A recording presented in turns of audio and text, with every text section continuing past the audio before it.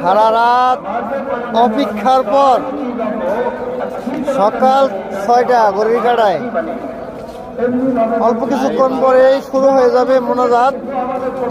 আমরা সেই পর্যন্ত অপেক্ষা করে মোনাজাত ধরে এখান থেকে পাপ মোচন করে এরপরে আমরা ফিরবো ইনশাল্লাহ।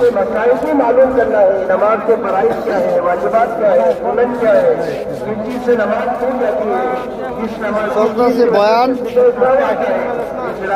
বাদ ফজর।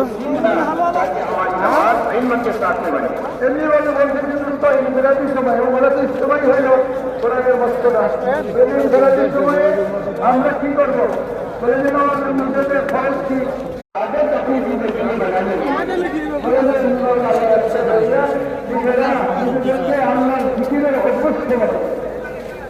अल्लाह के जिक्र में सबसे बड़ा जिक्र कुरान काफी एवं अल्लाह का रब्बुल आलमीन उसी के साथ में हर वक्त की दुआएं हैं जो हुजूर सल्लल्लाहु अलैहि वसल्लम की ज़बान मुबारक से निकली हुई है, जो मसनून दुआएं हैं और मक़बूल दुआएं हैं।